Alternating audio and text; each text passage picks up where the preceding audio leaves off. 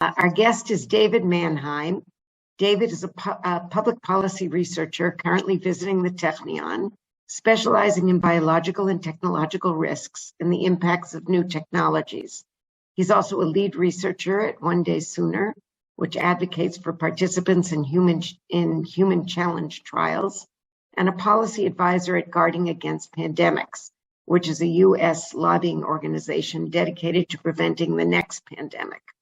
He's done research on topics from COVID-19 to the future of pandemic response and monitoring, to forecasting risks of artificial intelligence at a variety of organizations, including the World Bank, the Council on Strategic Risk, and Oxford Future on Humanity Institute. In addition to dozens of academic publications and journals ranging from technological forecasting and social change to clinical infectious diseases, and from health security to PLOS computational biology, his work on the implications, risks, and managements of novel technologies has appeared in Foreign Affairs and Tech Council. So today he's going to talk about avoiding the next intentional pandemic, Israel and the Biological Weapons Convention. David, bakasha. Thank you for the introduction. I sound more impressive than I feel like I am. The format of the talk, I'm going to talk a little bit about why we care, some of the history of the biological weapons and the Biological Weapons Convention, some of the issues, talk a little bit about norms, and I feel like I'm one of the less knowledgeable people about that topic compared to some of the others on the call, but I will briefly introduce that and then talk about Israel and their role not being in the Biological Weapons Convention and why that might matter. So to start out, I used to have a lot of trouble convincing people that pandemics and biological risk was a thing. Unfortunately, COVID has convinced many people that diseases can be very bad, but it's not the worst that can happen. And many people have said this. I think Bill Gates, who had been yelling about pandemic preparedness for quite a while, has recently been very clear about the fact that, like, guys, this was a practice run, and it can be worse. And biological weapons are one of the places that is most worrying, because intentional or accidental deployment of something that is significantly more threatening than naturally evolved disease would be, as I said, very, very bad. So why am I thinking about this? It is sad and scary. Maybe we shouldn't think about the bad things. So there's a background. There's some academics at University of Oxford who I've worked with, and a number of other places, a growing number of places in the United States and in Europe, that are concerned about the potential for very, very bad, kind of worst case outcomes. And there's a problem with thinking about things this way, which is you have this selection bias. If you ask, what is the worst thing that can happen, you can obviously come up with lots of incredibly scary seeming things because you asked specifically for, like, what the worst thing is. And maybe that's the wrong way of thinking about what we should be prepared for. Obviously, it's really important to stop heart disease or respond to hurricanes and earthquakes, or deal with, eliminating polio. And all of those things are really important. Why are we focusing on things that are much worse that may or may not be likely? So it's really important to figure out what risks we really should be paying attention to and how likely they are. And then ultimately, it's not valuable to speculate about things that could go wrong if there's nothing you can do. So we need to know what it is that is possible to do to respond or to prevent these types of events. So I'm focused largely on biological risks. And the reason for that in part is because we know that they're around. We keep on seeing pandemics. Even before COVID, I was telling people there's something between a 1 in 3% chance a year that we see a novel, very bad pandemic, because that's the historical rate that they emerge, and we should be concerned about them. But that's not the same as kind of intentional use of bioweapons. But bioweapons have also been a thing for a long time, and we know that they are a concern because people have been using them. The really old history of biological weapons is a little bit strange because people have made contentions about maybe people were catapulting bodies of people with plague into cities that they were besieging. There's no real evidence for this. There's no real evidence for this because we wouldn't have that kind of evidence, even if it even if it was happening, the historical record probably wouldn't show it. But there's another reason, which is that we didn't really understand what diseases were that long ago. In the, I think, 1890s, Robert Koch's postulates, and he said, like, hey, diseases are caused by small things that show up, that replicate. We can figure out what it is that what it is that causes them. We can figure out how they spread around. We can do something about them. And very soon afterwards, military strategists started thinking about how they could use that. And this was kind of around the same time as the development of chemical weapons as a major issue. And they were in some ways lumped together. The Geneva Protocol, interestingly, in 1925 says, everybody kind of agrees already that chemical weapons are bad. Also, biological weapons would be bad. We should not use them. And that was definitely an important step forward. After World War I and kind of seeing that people were using chemical weapons, and there was widespread agreement that that was very bad. And the recognition that biological weapons were possible was very worrying to lots of people, so we should not have them.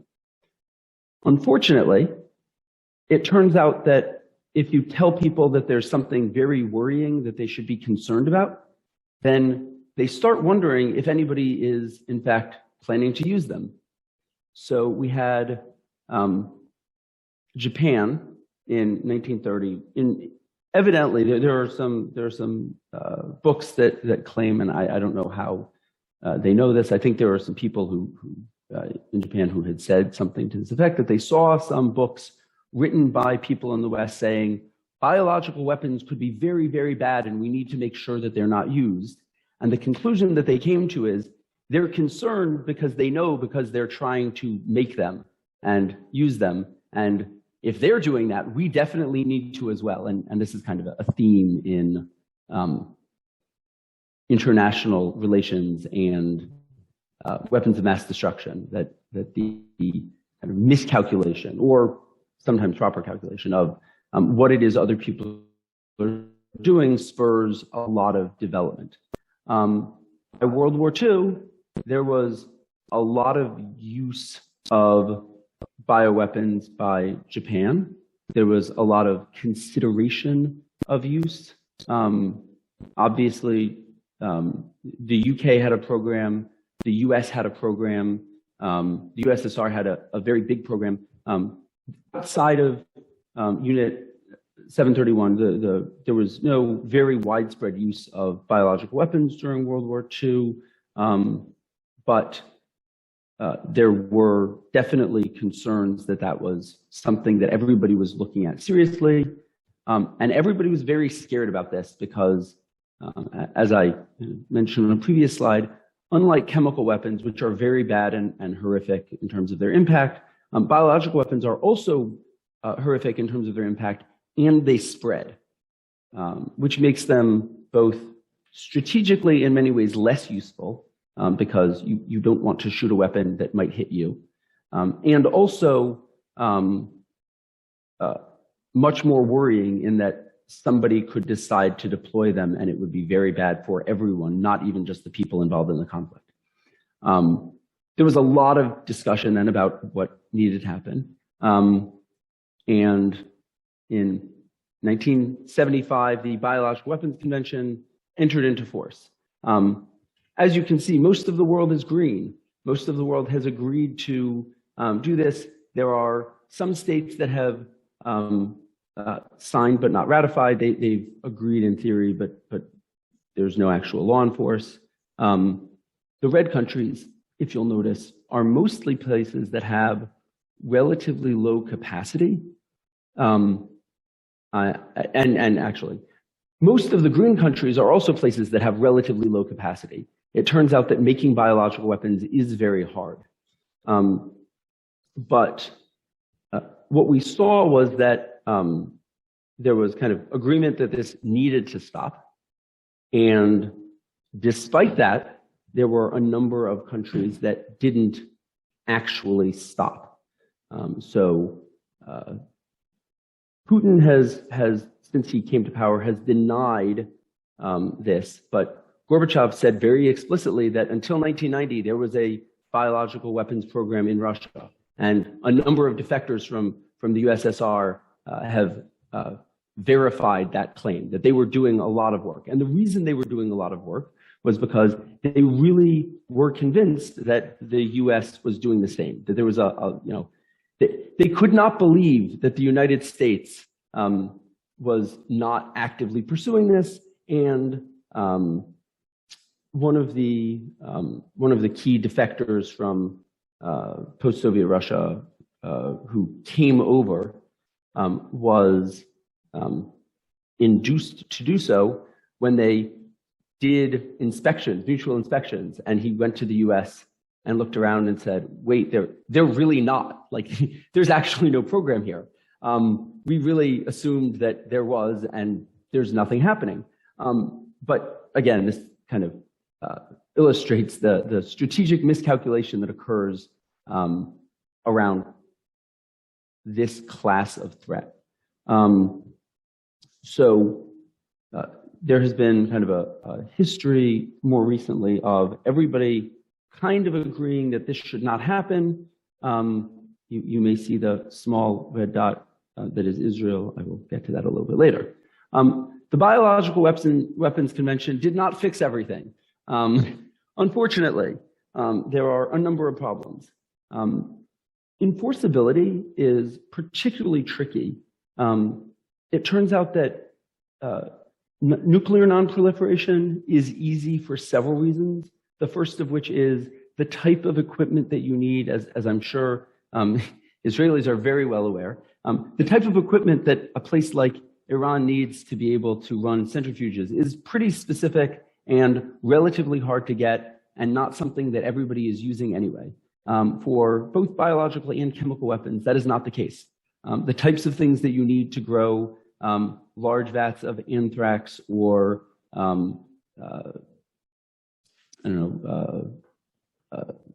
equine encephalitis or any of the other kind of worrying things that people might grow are the same ones as you need to do almost anything else in a biolab. Obviously, for chemical weapons, it's even more true. Large containment of large amounts of noxious or otherwise dangerous chemicals is something that every chemical engineering facility has to do anyway. But at least when you walk into a chemical plant, you can go over to the tank and check and say, why do you have large amounts of chlorine here? That's not something you should have. And if you go into a biological lab, you can go in and maybe you can sample all of the vials, but it's hard. It's actually very hard. And if they took the vials of the thing that you're worried about out and stuck them in a fridge somewhere else, it's not necessarily a large amount. It's very hard to figure out what people are doing. They wanted to do monitoring. It's hard. They didn't figure out how to do it in the 90s. The United States more recently has claimed that they've always been in favor of monitoring. The Russia at the Biological Weapons Convention has also very clearly said that they've always been in favor of monitoring. This is not true. They were very much not in favor of that. The reason why negotiations broke down was because of opposition by these countries. I probably can't say that at the BWC, but it is very clearly true, and the people involved have said, this was killed because these people didn't want it to happen. The other big problem we have here is, as with other types of weapons of mass destruction, when somebody gets them, not when somebody uses them, but when somebody gets them, it's very unclear what to do. You can try and convince them to give them up, but as we've seen repeatedly with nuclear weapons, at least, giving up nuclear weapons is not a good way to ensure long-term viability of your regime. So it's not obvious how it is that you should deal with when people are violating the convention. And there's no mechanism for doing so in the convention. It's also really hard to make changes to large international treaties because everybody has to agree. If any of you have been, I guess, privileged to or unfortunately required for some reason to watch UN deliberations on anything, countries don't agree with one another very much. So changing things is very hard. It's also underfunded. The Bioweapons Convention is a convention. It is not an organization. There is a small organization that was created more recently, I think in the 90s. I don't recall exactly, maybe a little bit later than that. The Implementation Support Unit of the Bioweapons Convention is a team of, I think, 4 people plus some interns that they bring in. Their budget is tiny. Several years ago, they canceled, I think, 2 of the days of the actual Bioweapons Convention meeting because they ran out of money. That is not good. At the very least, they should be able to have the meetings. But funding for more things like the proposal that is currently being seriously discussed about monitoring new technologies and doing something in that realm for the Biological Weapons Convention is being discussed, but nobody's talking about where the money comes from. Something that takes up a frustratingly large percentage of the time of these meetings is talking about how the money isn't there and they need the money. And long speeches. Most recently, there was, I think, at least half an hour of different countries pointing out that they wanted to be very, very frank and clear about exactly what is happening, about how certain countries do not pay their dues, and they encourage certain countries. But I think norms in these types of meetings prevent them from saying Brazil, which is silly because the total amount that we're talking about is, I believe, $200,000 or $300,000, and a large number of bureaucrats, many of whom make that much money every year, have spent weeks talking about how there is that much money not being contributed. Neglect. People are worried about nuclear weapons for good reason. Nuclear weapons are very bad and very scary. People are worried about chemical weapons because people keep on using them and they're very bad. And biological weapons, there was a paper a number of years ago called Biological Weapons, the Poor Man's Nuke, that you develop biological weapons because you don't have nuclear weapons. That is why you would get them. And if you have nuclear weapons, there's no real reason to have biological weapons because they're slower and harder to target. And in many cases, depending on which specific thing you're talking about, but all of the most worrying cases, they spread. And you don't want weapons that spread to other places, probably. So they're not so useful. It also turns out that they're really hard to make. So I have heard people say, and I think it's unclear, but it's not obvious that making advanced biological weapons that can be deployed is actually cheaper than making nuclear weapons. There's a lot of very sophisticated technology that is required. It is not the type of technology that people have available generally. It requires a lot of very specific investment in research. And so people kind of aren't that worried. But the biggest concern that people who have been discussing this more recently have about biological weapons is that unlike nuclear weapons, where there are some fundamental reasons that it is hard to make them, and some very basic issues with hiding them, and very, it turns out that radiation kills people, so it's hard to deal with. Biological weapons have probably gotten somewhere between a little bit and a lot easier to make. And there's concern that in the next 20 years, 30 years, 40 years, technology doesn't tend to go backwards. It doesn't tend to get harder to do these things. We're going to have the barrier to entry be lower. There's a fantastic book called The Barriers to Bioweapons by somebody who's now a professor at George Mason University. And I'm not going to try and pronounce her last name, but Sonia has written extensively about how hard it is to actually do this. It is very difficult. But a number of people have pointed out, and I don't think that she has been convinced, but a number of people have pointed out, but it's not, it's getting much easier quickly. And that should be worrying. So norms. Norms are important, and in many ways, the primary way in which we have prevented the spread of nuclear weapons, prevented the use of chemical weapons, and prevented the development of biological weapons. I think I don't know that there's enough appreciation for how it is how useful norms are.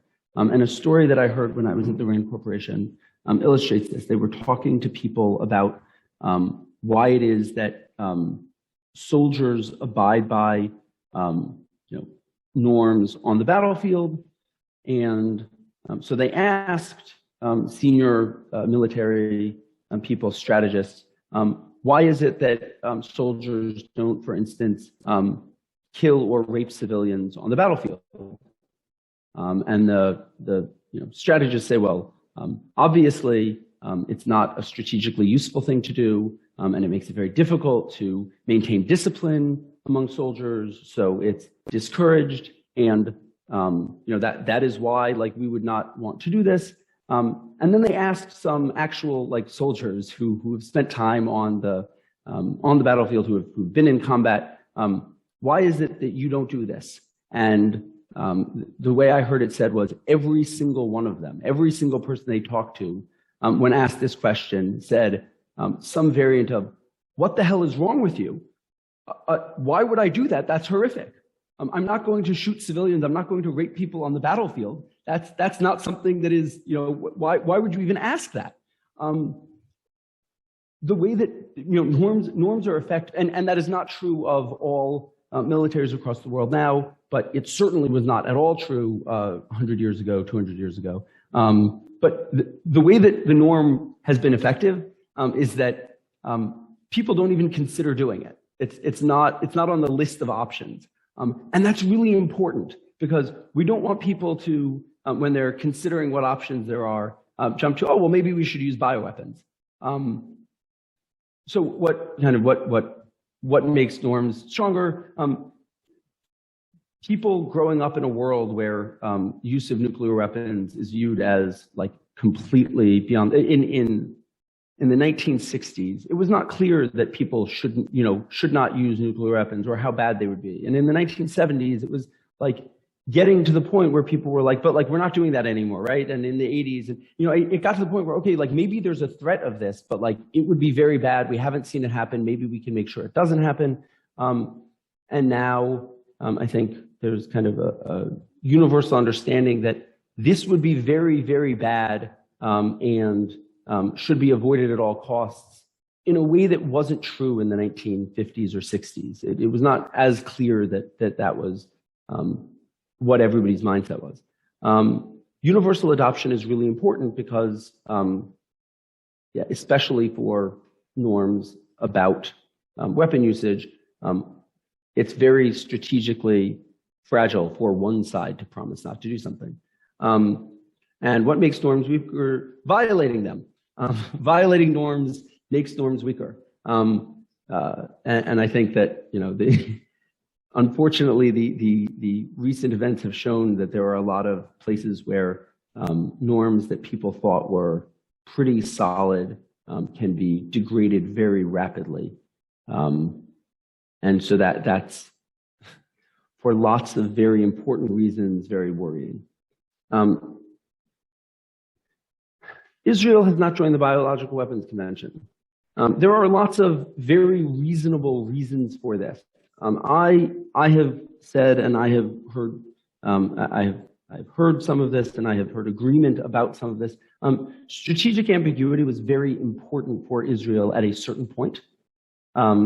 The fact that Israel neither confirms nor denies their possession of nuclear weapons was important. I think it's very difficult to make the case that there's any remaining ambiguity in Israel's possession of nuclear weapons.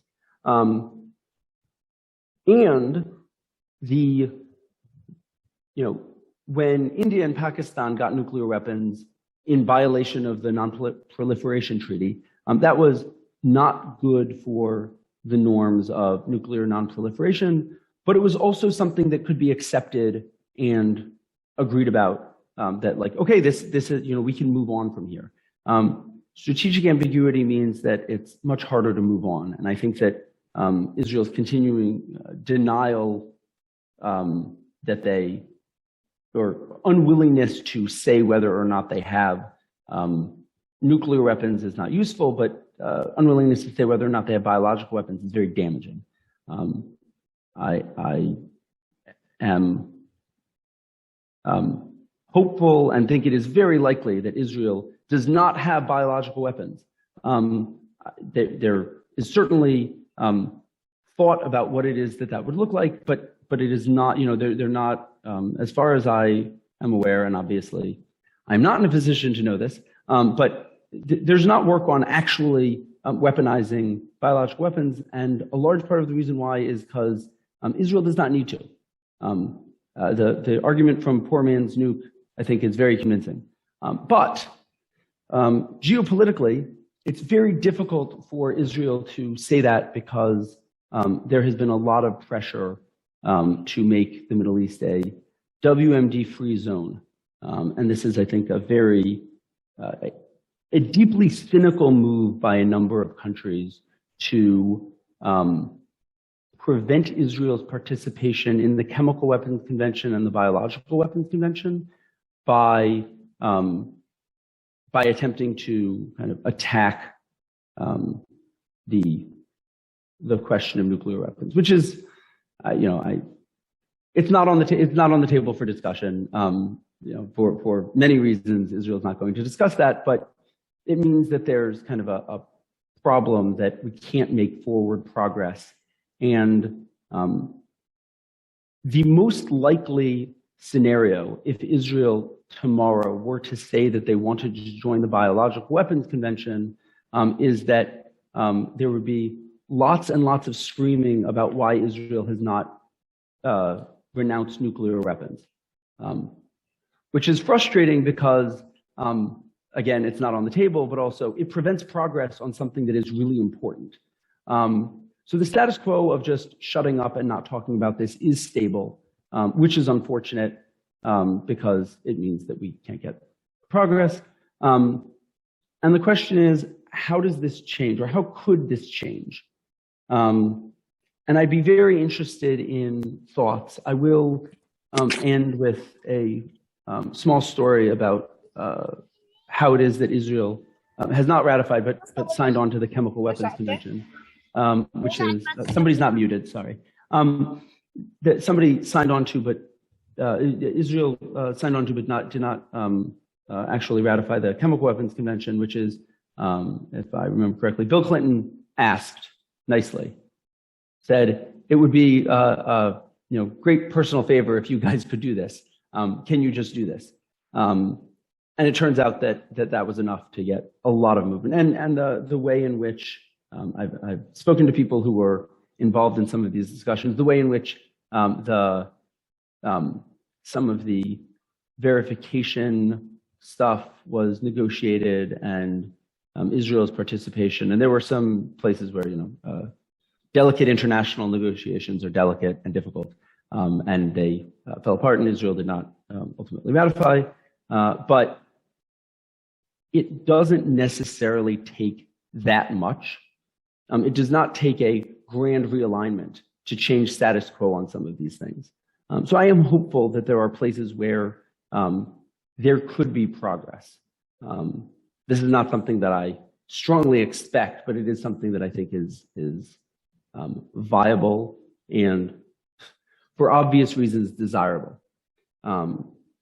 So that is kind of what I have to say initially about this. I would be very interested in people's thoughts, comments, and questions. David, it's fascinating and troubling. We'll open up the floor for questions. I'll start with just one brief question, and that is, do you think that the rumors about COVID and that perhaps it originated in a lab in China have had any impact on the global reaction to the convention? That's a really important question. I want to start with an earlier question, which is, did it come from a lab? And the answer is, there is no way we will ever know. It is not the kind of thing that we could find out next week. There will be a continuing collection of small bits of evidence about this one way or the other. I have said publicly in the past, anybody who thinks that it is something like more than 90% likely one way or the other is confused about how to estimate probabilities of things, because you should not be able to be that certain unless you happen to have been working in that lab in China when it happened, or there's no way for anybody else to have information about that should make them strongly confident. And that's whether it involved the lab. That's different than the question of whether or not it was a biological weapon. It's not a biological weapon. It was not intended to be a biological weapon. The way that people make biological weapons, this is a bad one, not at all useful. It has none of the things that somebody would want out of a biological weapon are here.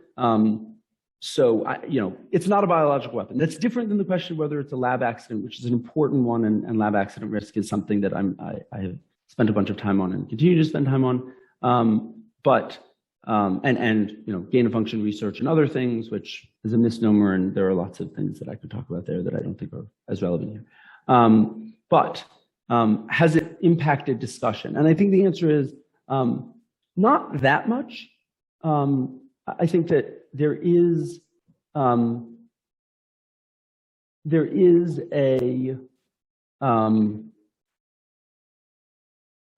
are discussions.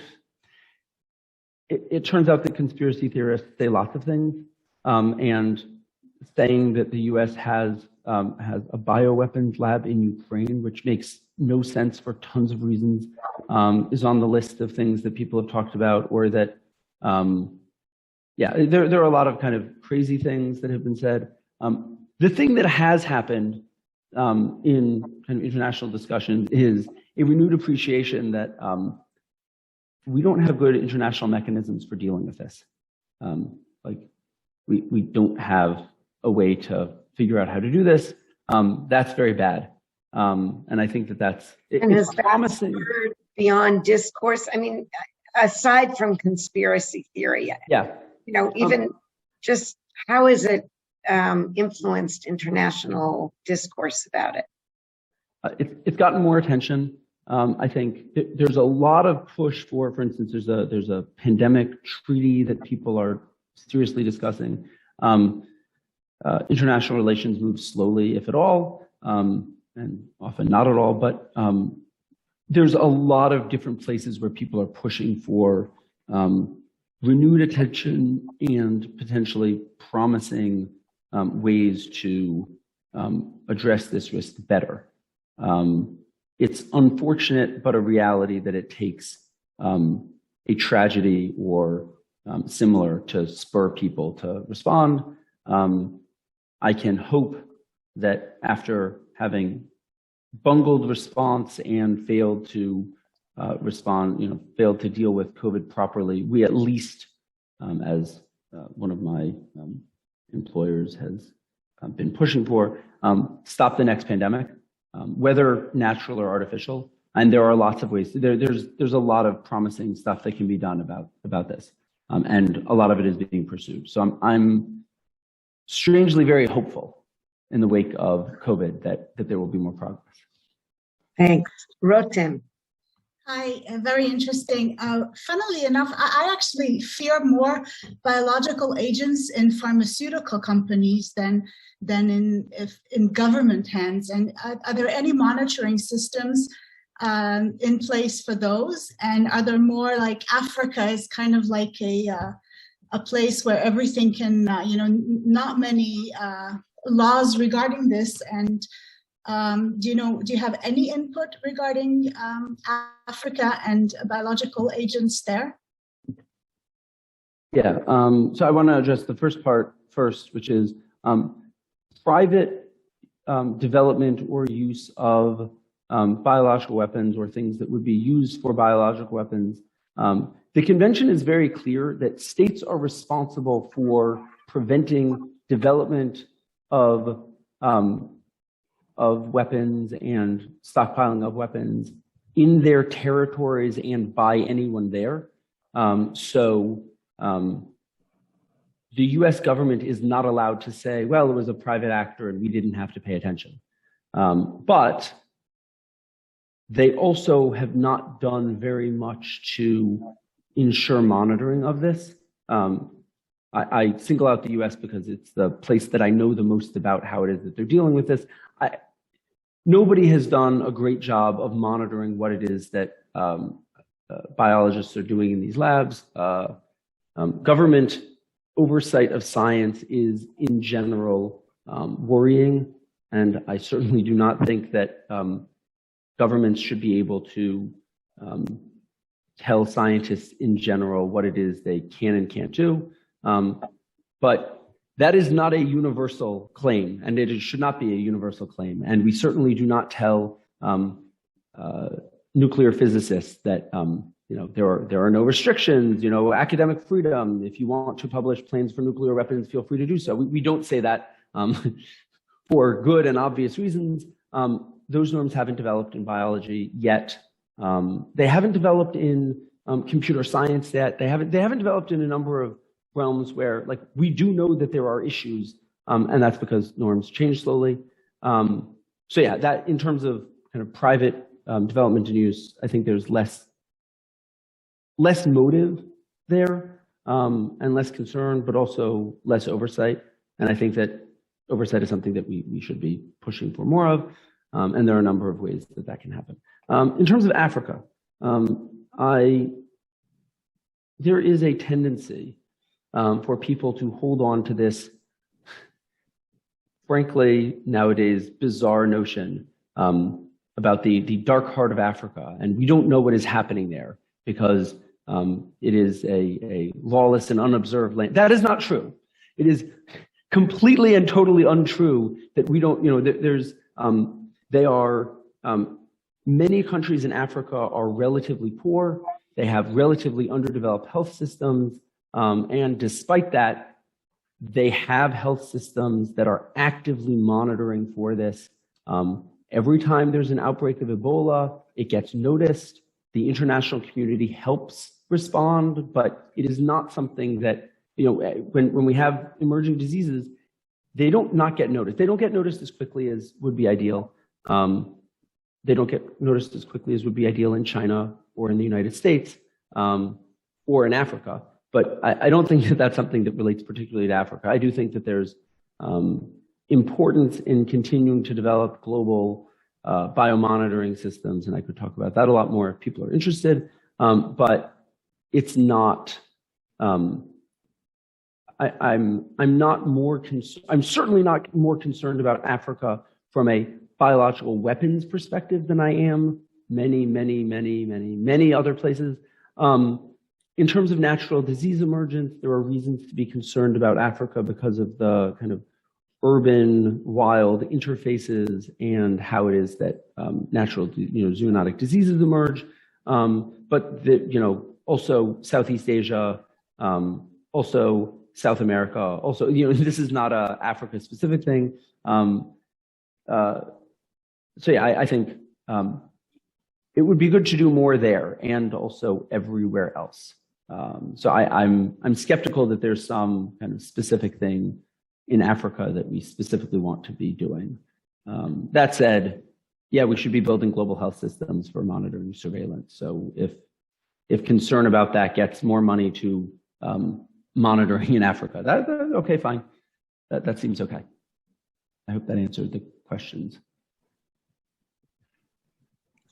Yeah, I have one question. How you can explain that Israel signed the Geneva Gas Protocol of 25 in 1969, that banning the use of chemical and bacteriological methods of warfare, and still refuses to sign the Biological Weapon Convention? Like, why the policy is not consent in that regard? Thank you. Yeah, so there's not actually a inconsistency there. I'm frustrated about it, but the 1925 protocol bans use of chemical and biological weapons. It turns out that telling people that they can't use something, but they can have it. I have small children. Telling them that they can have the rope to swing around, but not hit their siblings is a really bad strategy. That doesn't work. Israel signing on to the 1925 protocol, banning the use is certainly good. It is certainly good that they have said that they will not do this. It is not the same as saying that they won't possess or develop. So I don't think there's an inconsistency there. What I will say is I would be very excited about Israel, whether or not they join the Biological Weapons Convention, Israel being clearer about their commitment to some of those norms. And I think that there are a number of ways to do that. For instance, I don't think I actually talked about confidence building measures. I'll detour briefly. In the Biological Weapons Convention, there's nothing at all about monitoring, but there is a addendum that is purely voluntary that everybody kind of thinks is okay because it doesn't actually require anything, which is filing confidence building measure reports, which is, this is all the stuff that we have in our country. The US is extensive about all of the BSL-4 labs that they have and what it is that is happening and all of the defensive biological weapons work that they're doing. The line between defensive and offensive is much thinner than I would like, but also people are allowed to do defensive work, and everybody is, I think, allowed and encouraged to claim that everybody else's defensive work is actually offensive. But they're supposed to be filing these reports every year. They're not necessarily public. I think it'd be better if they were public. But a lot of countries, it is public. They just say, this is what we have. This is what we're doing. These are the labs. These are the locations. In some cases, they're even willing to have people come in. There's no official monitoring regime, but also like approximately any microbiologist in the world who is doing work that is relevant can call up the Australian BSL-4 lab or a lot of the US BSL-4 labs and say like, hey, I'm interested in doing something. Can I come visit and like work with you on something? And there's a lot of confidence in that community that like, if somebody was doing something, one of the graduate students from another country would probably notice and like say something. So yeah, there's a lot that can be done to kind of build confidence that doesn't require signing the convention. I think that that's the place where I would, at the very least, like Israel to start. Israel could unilaterally decide to fill out one of these confidence building measure reports and just say, hey, this is, we're not doing anything. Here's a list of everything that we are doing, and none of it violates the convention, which we've said, like the Michal Ben-Gal, I'm not remembering the name, but no, Michal Mayan is the person in Geneva who deals with this. And every time they have a BWC meeting, she says, Israel isn't doing this. We have not signed the treaty. We are not doing this. We do not have this. It would be great if we kind of did a little bit more to say that publicly. But yeah, so there's a lot that can be done to demonstrate this. I would be even happier if Israel were to be willing to sign on to the convention. That's strategically, geopolitically much more difficult. So yeah, again, there's no conflict between them agreeing to the 1925 protocol and not signing the Biological Weapons Convention. There is much more of a conflict between them signing the 1925 protocol and them continuing to use things that are borderline chemical weapons, which they have mostly stopped doing, I understand. But yeah, hopefully that explains more. I don't know how much it really answers the question. Other questions? Ellie Salzberger seems to have. Thanks, David. It was really fascinating. I'm totally ignorant about the topic, so I want to ask you a basic question. What exactly is biological weapons? Because, you know, we hear about armies, including the American army, that enhance their soldiers with all kinds of materials, right? Enhance their combatants. Is this a biological weapon? And, you know, when you think about it more broadly, a biological weapon that will cause people to slip is probably much more humane than any conventional weapon. So what are exactly, you know, you are talking about diseases, acute diseases that are being spread, but probably this is not all the range of biological tools in warfare. So it would be great if you can relate that. The full name of the Biological Weapons Convention, and you'll see why nobody uses it, is the Convention on the Prohibition of Development, Production, and Stockpiling of Bacteriological, parentheses, biological, and toxin weapons and their destruction. Bacteriological refers to infectious disease. I'm not sure exactly how they use the terms. Obviously, that does include viruses. It does not include, genetically engineered super soldiers or others. It does include, for instance, weapons that attack any type of human target, including, anything that would put people to sleep. It includes anything that would affect crops or animals or anything else like that. There's actually been discussion about the U.S. Did some things to modify mosquitoes to not be able to transmit malaria, if I'm remembering. I may have that wrong, but they did something, and a bunch of people said, this is a biological weapon. Like, you've done something that can spread, that affects things, and you're in violation of the convention. Nobody's really concerned about that as the thing that you're not supposed to do. But the boundaries there are fairly unclear. I will say, toxin weapons are something that allegedly, evidently, repeatedly, Russia has been accused of using against specific people, and tests have found that they did, in fact, end up with those toxin weapons in their system from somewhere.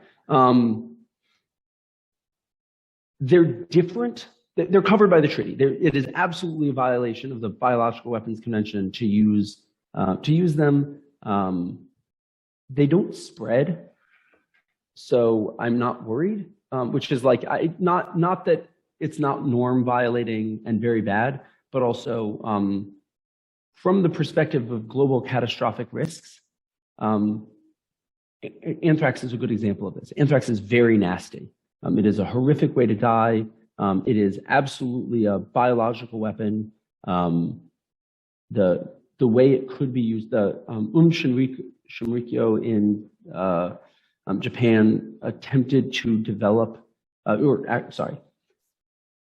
planned, developed, and carried out an attack involving aerosolizing anthrax and spraying it on, I believe, downtown Tokyo. It turns out that they didn't know what they were doing, and like people said it smelled funny for a while, and then like whatever, and it didn't come out until the prosecution of the sarin gas attacks a number of years later, and the way that it happened was something like at the trial, one of them said, "Well, it was like the time that we did this," and everyone was like, "What? What did you just say?" And he was like, "Oh yeah, like you seized all the documents. Have you gone through them?" And it was like, "We're trying to. There's a lot there." But like, "Oh yeah, no, they did this." But anthrax doesn't spread, or anthrax is not communicable from person to person. It is a bad thing, but it is also not the case that I am most concerned about.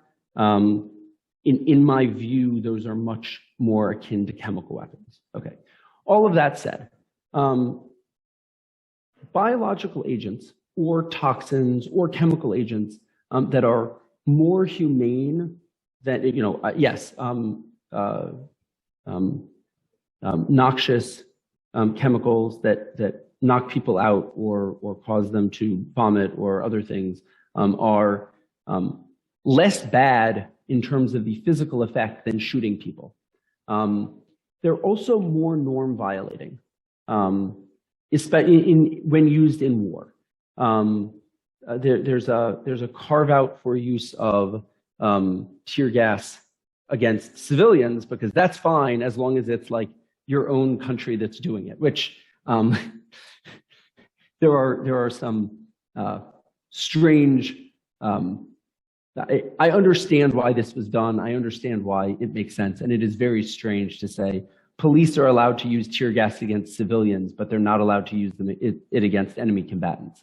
But the norm is important. And I would be very worried if somebody were to start pushing for, let's tell people that they should be using tear gas instead of bullets on the battlefield, because of where the line was initially drawn. That is not a strong argument for redrawing that line, because it's really hard to move where the norm applies. Okay. Yeah. So what counts as a biological weapon? It's a little bit broader than the things that I think are most concerning. Also, I think the obviously good thing to do here is reinforce the norm, even where it's not quite, where it doesn't quite align with what it is that we most care about. And so we should definitely kind of be clear about that. I would be very concerned about a push for, hey, we found this new infectious disease that puts people to sleep for a week instead of killing them, and we should just use that, both because we don't tend to know what diseases actually end up doing to people, and because it undermines the norm a lot. The last thing I want to say in this realm, and I think that this is an important point that is sometimes overlooked, is maybe none of this matters and it's all okay, because when we talk about nuclear weapons, we know what nuclear weapons do. They're very bad. This is what they do. The radiation that they leave is horrific for long periods of time.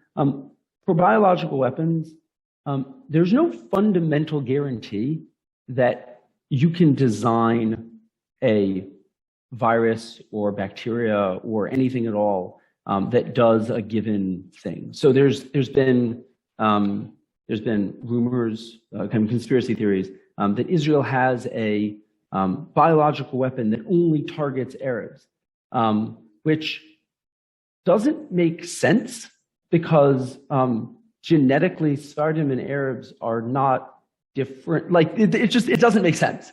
Fundamentally, like I think anybody who knows the basic biological stuff knows that, like, there have, and then recently I saw somebody linked to, sadly, but like jokingly, like there was a conspiracy theory that somebody had posted that that the Biden administration had developed a biological weapon that targeted Republicans, which just completely doesn't. It targets your political opinion. So yeah, there's a strong reason to think that, like, it's impossible to do that. There's a strong reason to think that worse diseases are possible. Like it's possible, COVID is worse than influenza. Ebola is worse than COVID. But you can't make Ebola an aerosol transmitted disease because that's not how it works. There's no fundamental reason to think that you can make something that's like an order of magnitude worse than the worst diseases that we already have. There's also no strong theoretical guarantee that you can't. So I've said often, my fondest wish, my greatest desire is that in 20, 30, 40 years, I will retire and people will say, so what was it you spent your career concerned about? And I will try and explain. And they're like, but you do know that, like, fundamentally here are all the reasons that, like, we fix, indoor ventilation is fixed, and we know how to develop vaccines in 30 seconds in like the custom little things that are all over the place. So like if something shows up and whatever, and like there's no risk here. You wasted your life, and I will say I am indescribably happy at the prospect that could happen. Okay. Robert. Hi, and thank you, David, for such an interesting presentation. Maybe to add to your response to Adidas to the way the correlation between the protocol and the convention, Israel's reaction to both. I think Israel, when signing the Geneva Protocol, added no first use reservation, which is in a way similar to Israel's notion as to the use of nuclear weapons, for example, without signing the convention. We will not be the first to introduce the weapons. That's what Israel is saying. So it goes in the same mindset, I think, that adds to that. I think it needs to be, your presentation maybe needs to be completed with the notion of I'm not here to justify or to make the Israeli idea or notion here as more tolerable, but it must be understood that even under IHL, even if you pass the barrier of the use, if the weapon is forbidden or not under IHL, under international humanitarian law, there are many more barriers before you must pass before you can use this weapon, and of course the question is whether whether a biological weapon can be discriminate, the use of it can be discriminate, can it be proportional, can it be many more questions that it's only the first barrier that we are discussing here. It's even if you can even hold in your possession such a weapon, if it's theoretically possible to use it. The ICRC, by the way, thinks that today the use of biological weapon it's forbidden under customary international law already. It's not, you don't have to sign any convention for that. But maybe to complete this picture, it's not that if Israel has a biological weapon or not, and that's it. And I do not underestimate the other duties that the convention brings with it, and maybe the declarative issue here of the use of a biological weapon. But there's many more norms, and norms are important. I agree with you. And there are many more norms here to complete the set of rules that that makes, basically, to my opinion, the practical use of biological weapon illegal. It reminds me of the ICJ discussing atomic weapons. Maybe, I don't know, they left it, they almost got to the right conclusion, and then they said, okay, maybe there could be somewhere, I don't know, a possibility to use it legally, but I can't see that one. So I will say I've seen some of your previous work thinking about some of this, and I was excited to see you here because so I think that those are all important issues. I'll see how many of them I can address. The first, I will say, at the bottom of one of my slides that I'm sharing now, the little asterisk at the bottom. First use. People didn't all agree. Yes, I appreciate that, and that is an important caveat in terms of what it is that was agreed to. The Biological Weapons Convention prohibits development and stockpiling. As I said before, I have small children. When if one of them were to say, "I'm not willing to give you the bat because what if he hits me?" I would take the bat away and send both kids to their rooms, probably, because that is a really dumb way to manage escalation between parties. And I will say countries are about as coherent and disciplined as small children in terms of how they interact with one another. I'm not being fair to small children here, but it's really the way countries deal with one another is really pretty miserable. I agree that there are a lot of really interesting and complex questions about customary international law and how it is that we define some of the lines between different things that are and are not allowed. I've spent the past couple of days talking to a number of people who are concerned about some of these issues, mostly related to artificial intelligence and misuse, especially in the future. And something that keeps coming up that I keep saying, yes, I agree, and I'm frustrated, and I don't know what to do, is customary international law doesn't mean anything and is unenforceable, and nobody cares if the people doing it are the right or wrong ones. Russia has just committed a number of different types of war crimes, violated all sorts of things. What they're doing in Ukraine now is horrific, and I will say I have not been paying that much attention because it makes me very sad, and I don't know what the hell we can do about it. I'm glad that people who are in a position to do something about it have not taken that position. But it's very, very upsetting that these things happen and we don't have good ways to deal with it. The chance that Putin shows up in front of the ICJ or someone else to face prosecution for the things that he has done is, I think, on the same order of magnitude of probability as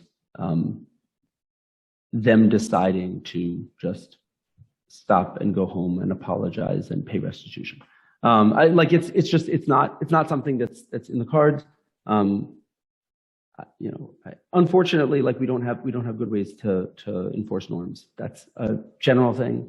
I know that in the 1960s, there was a large push towards the only way we're going to stay alive as a species, because nuclear weapons are so bad, is to have a global government. And they were wrong. If you had told somebody in 1950 that we were going to negotiate a non-proliferation treaty and nuclear weapons would not be used offensively again for, 3/4 of a century, they would have laughed and said, man, I wish I lived in the world you did, because that's not the way this is going to happen. And they were wrong. We have, as a species, we have successfully navigated to a point where we're not constantly shooting nukes at one another. We're not all dead. I am indescribably grateful for that. But it's possible to do this and coordinate short of global dictatorship. There has been discussion about maybe the only way to prevent future technology from being bad and killing everyone is a global dictatorship, which is potentially a cure worse than the disease.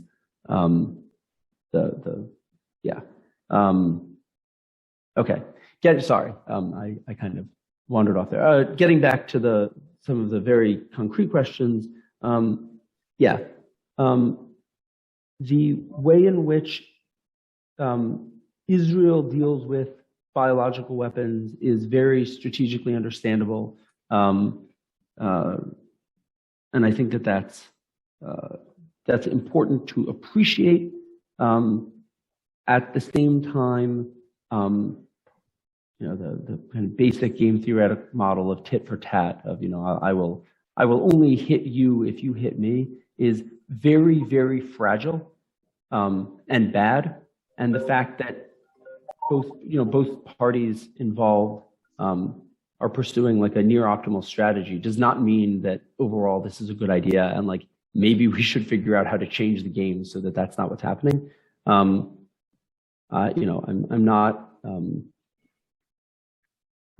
in the short term, I'm not hopeful of solving geopolitics and sending everybody home happy. When Mashiach comes, that will be solved on its own. I don't know how short of that to make anything like that happen. But I do think that there is a lot of movement possible well before then, in terms of just not having the bad things happen. And that requires Israel to make strategic sacrifices in ways that will bolster the international order. I think Israel has long. Somebody offered the analogy, and I think that it's somewhat appropriate. That Israel is a lot like a abuse victim that is still hypersensitive to any potential for something going wrong. If there are psychologists or psychiatrists here, they'll appreciate that that is a very bad position to be in. And the way to fix it is not to make sure nobody ever does anything. It's to get therapy and figure out how to deal with the fact that right now, Israel is in a strategically superior position to almost, before the past couple of weeks, I wouldn't have said almost, a huge number of countries, including Russia. But at this point, I will say probably Israel has a really incredibly strong military that is willing to fight to defend it. They don't admit to having nukes, but they have them. We have them, and we're not in a position where we would need biological weapons. We don't. I think that recognition of this and appreciation of the fact that we can just move on. Israel's a very strong country. There are, including Iran, there are no existential threats to Israel. There aren't. Iran isn't interested in launching nuclear weapons. They're not more of an existential threat to Israel than anyone else who has nuclear weapons that might launch them. I think they're not a threat. They're not a geopolitical threat. They're not, but Israel is still nervous about being pushed into the sea, and that's not a thing that is happening, thankfully. But we shouldn't be scared of this. And strategic ambiguity and concern about we can't sign on to the Biological Weapons Convention because we can't afford to give up every weapon that we have. I think it's wrong. Sorry, I've been monologuing about this for a while. Apologies. Important. Other questions?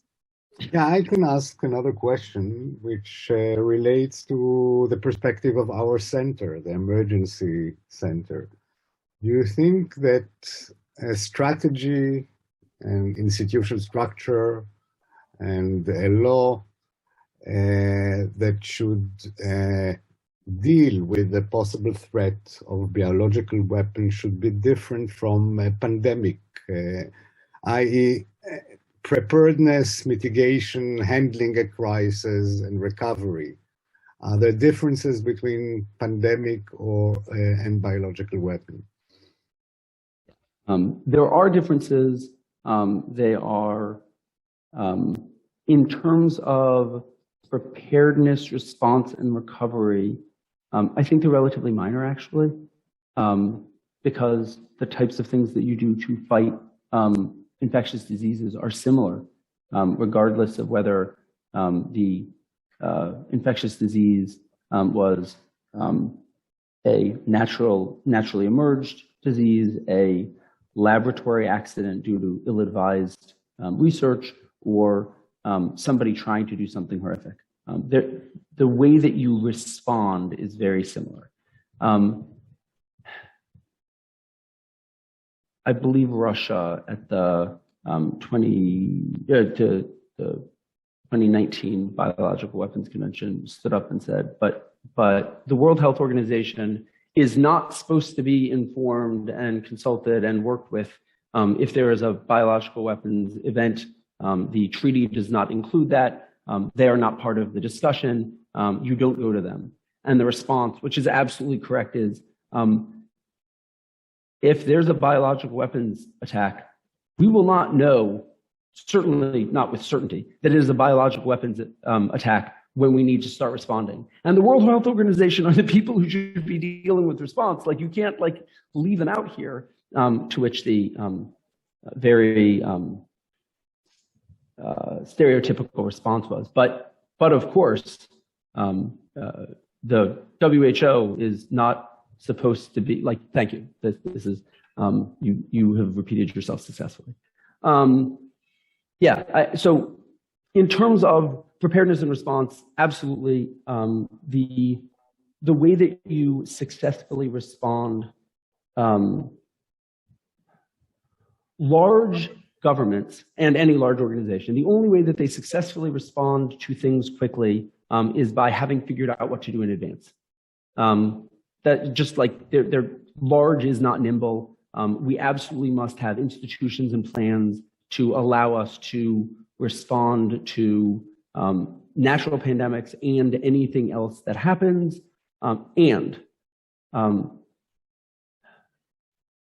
That is the worst case, in that the highest value thing to do for a disaster is not have it happen. Preventing the emergence of diseases looks different than responding to them. And frustratingly, a lot of public health organizations have said that infectious diseases are inevitable. They're not. We wiped out smallpox. We're close to wiping out polio. We can do that. That is a thing that can happen. We can prevent pandemics from emerging. That is a thing that can happen. We as a species are capable of doing that. The things that can be done to prevent a natural pandemic, which is a very important thing to be doing and we need to do, are fundamentally different than the things that we need to do to prevent people from doing dumb things in labs that are improperly secured. And that is fundamentally different than the things that we need to do to prevent people from developing biological weapons and through strategic miscalculation or intention using them. They're not the same. We shouldn't deal with them the same. We need to have separate ways to approach them. And I think that that's really critical. The Biological Weapons Convention is a deeply flawed institution, as I think all human institutions are, but also the best thing that we have right now. And there are viable ways to improve it in ways that would actually make it even more effective at preventing the development of biological weapons. Developing global biosurveillance to prevent natural pandemics is really important. Getting people not to do dumb things in labs is also really important. Again, I have no idea where COVID actually came from. I don't think there's any way to know. But also the fact that we don't know that means that we should tell people not to juggle with fire. Like if you're doing something that could cause a horrendous disaster, and you're pretty sure that it won't because you're being careful, stop and just don't do that thing. So like the things that we need to do to stop these different avenues for very bad things happening are different. We should do all of them. There is not a choice between them. And thankfully, the world is tremendously wealthy and able to do all of these things. We can walk and chew bubblegum. And we need to if we don't want to fall down on our faces.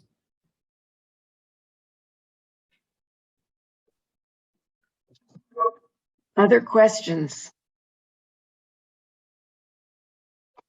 I don't see everybody, so hold on. Okay.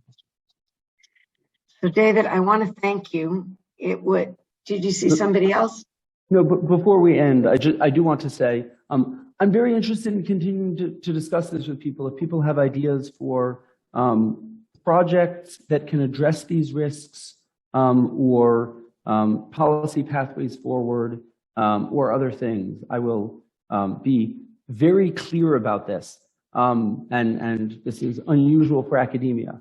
But I know people who have money who would like to spend on doing research in these areas. And if people have ideas that they think are useful or important on these topics, I would be interested in talking to you.